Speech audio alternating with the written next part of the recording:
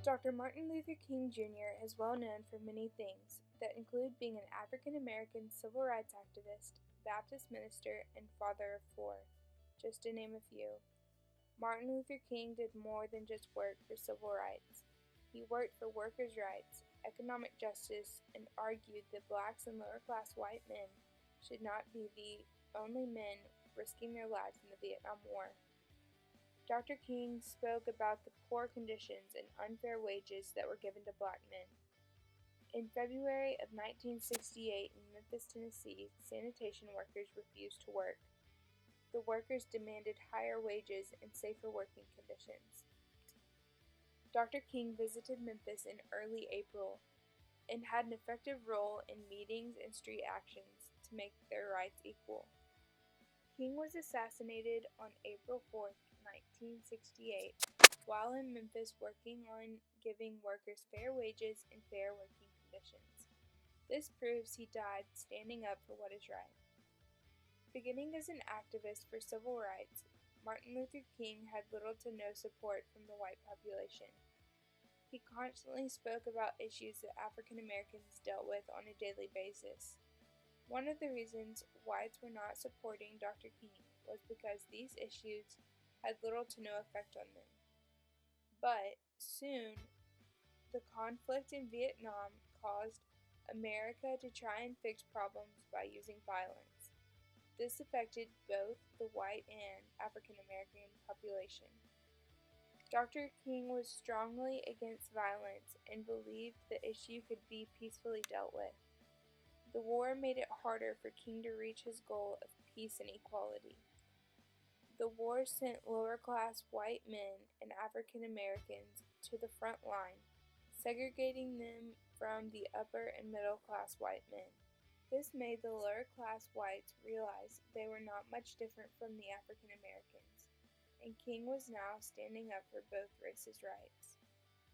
When he first started speaking out about racism and equal rights, the inequality did not affect whites, but now they see the same injustice. The lower-class white population now supported King because he was helping them.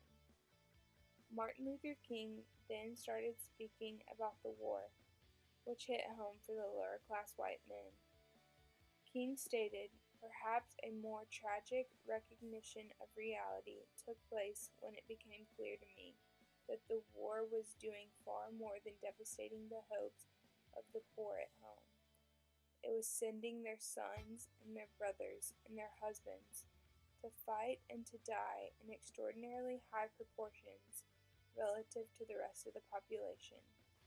This statement brought poor white and blacks together because both groups were sadly losing loved ones when the upper and middle classes were not. During this time period, most of the war was fought by lower-class whites and blacks. Instead of fearing the African Americans, the whites started fearing the government and society because it was doing them the same way they had done the African Americans. King made the American people realize that people with authority and a voice have a duty to stand up for the ones with unequal rights and for the nation to live as one and look out for each other. Looking back now, unity was something everyone wanted.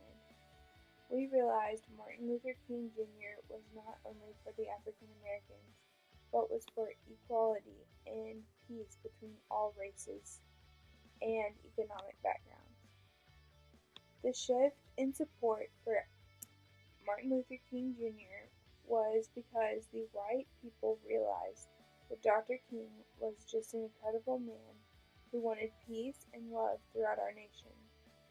Martin Luther King Jr. being a part of this campaign showed once more how badly he wanted everyone to be equal and available to the same opportunities as everyone else. King was an excellent man to the day he died, constantly fighting for those being mistreated or underappreciated. He spoke for those who could not speak for themselves. They wanted to get the lawmakers to change the situation so things could improve for the lower class. Being a part of this campaign shows once more how badly he wanted everyone to be equal. King was an excellent man till the day he died, constantly fighting for those being mistreated or underappreciated. Dr. Martin Luther King Jr. spoke for those who could not speak for themselves.